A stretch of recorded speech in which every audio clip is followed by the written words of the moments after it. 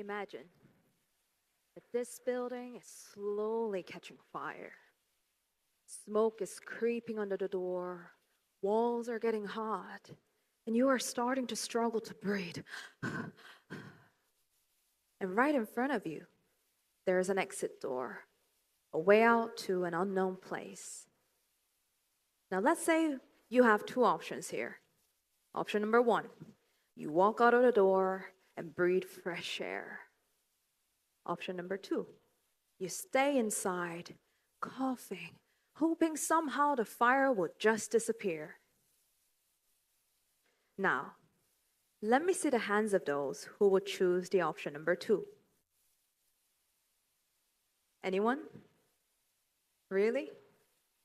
Well, that's interesting, because when I ask people about their careers, they say, "Oh, I hate my job. I feel miserable at work every day." A year later, they're still in the same job, still hating the same job. In fact, Gallup's 2024, the State of the Global Workplace, reports that 62% of the people around the world are not engaged in their job. Can you believe this? It means more than half of the people in your office are not feeling fulfilled or satisfied at their job. And yet, why so many of us are choosing to sitting in the fire when it comes to our career? As a career coach, I've coached hundreds of people across industries and job positions from early 20s to early 50s, and I began to see a pattern here. And it's not bad jobs or bad bosses that keep you stuck. It's your limiting beliefs. It's a belief around your career and yourself.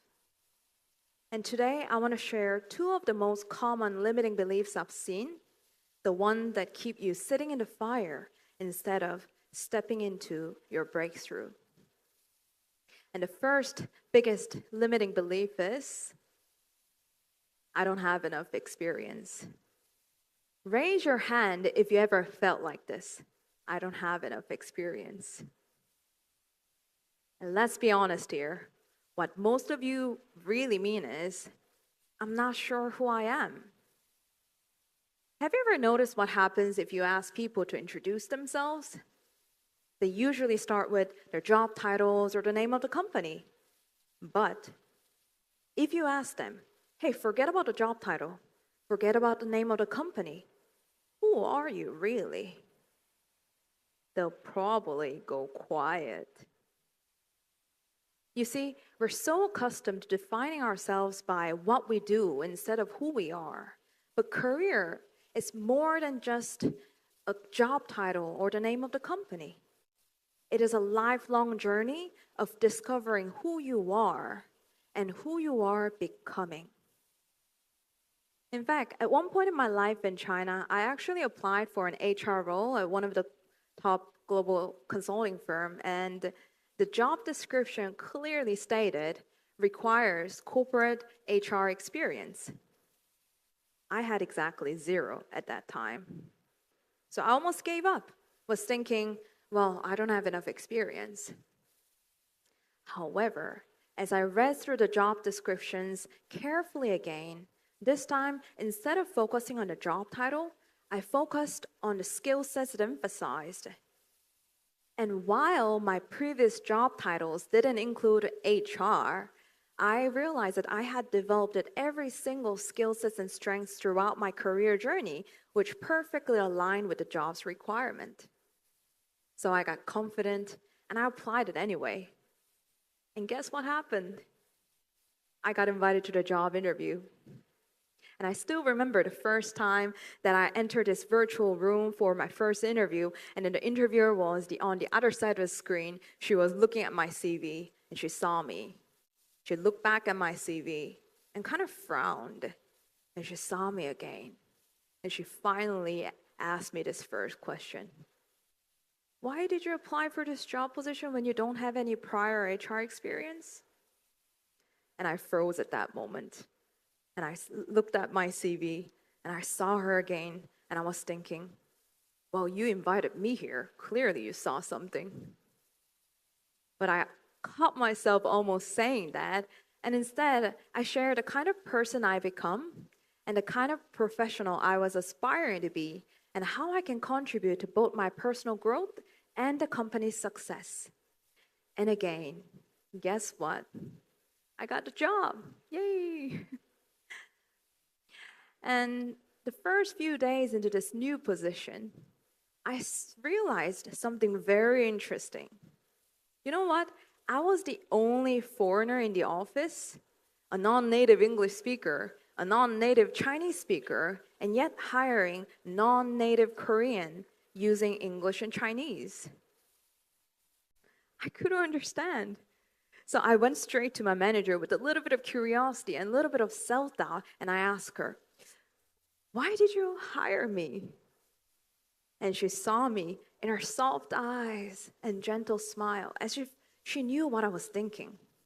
And this is what she said. She said, "Because of who you are, Dasol. Because of who you are." That's when I got the message. And the first lesson for you is, career is not just a job title. It's not just the name of the company. It's your lifelong journey of discovering who you are and who you are becoming.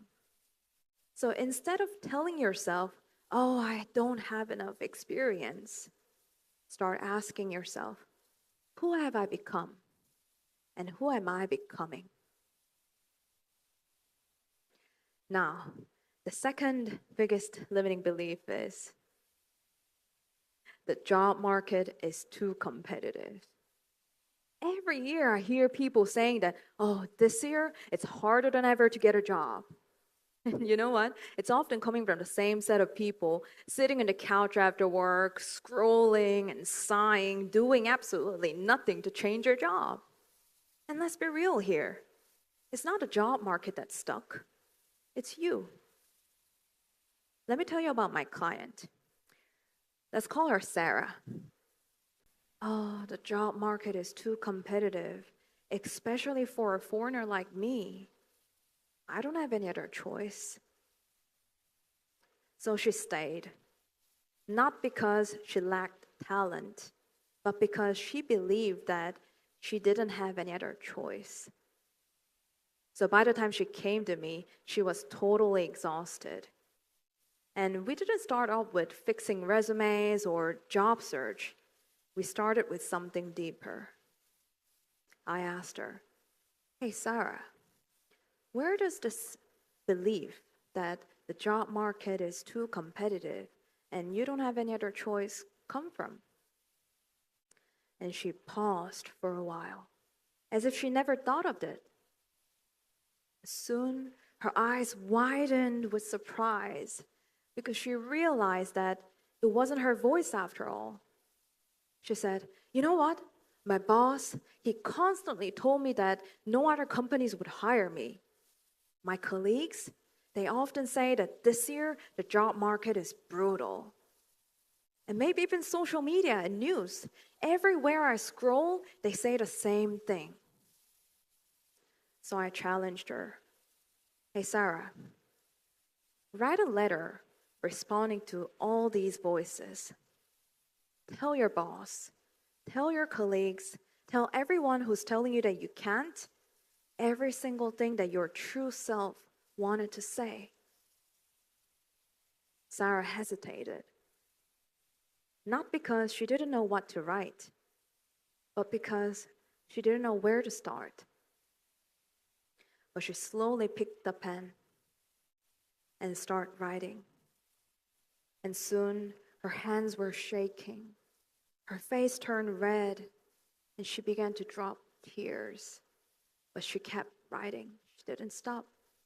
Writing every single word that her true self wanted to say.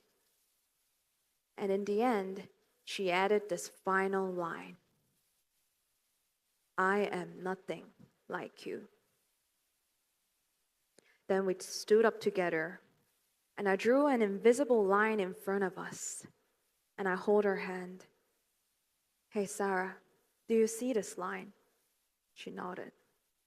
"And this side where we're standing It's everything that you've been carrying. Your fear, doubt, limiting beliefs, and all the voices that you've heard. And on the other side of the line, it's your bright future, career where you actually strive, a workplace that values you. Your true self is shining there. What do you want to do?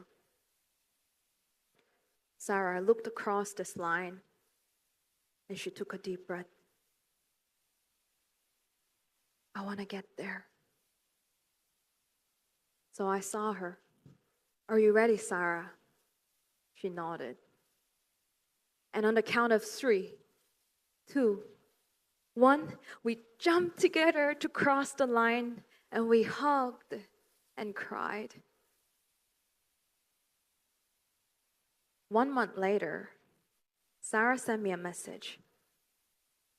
She landed a job at a global company in Korea that perfectly matches her strengths, values, and ambitions. And that was just the beginning. A few months later, she sent me another message. She got promoted to a leadership position within just 6 months. It was such an unusual and a groundbreaking case in that company as well. Her true self is thriving there, not because the job market has changed, but because she did. Sarah stopped letting her fear making choices for her. She broke her limiting beliefs so that she could break through. And here's my question for you.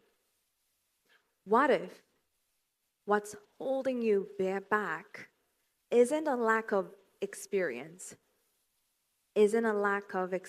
or isn't because of the competitive job market, but it's because of your limiting beliefs?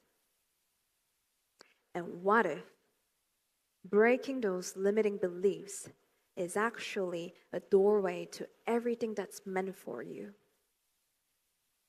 Then are you ready to break through? Thank you very much.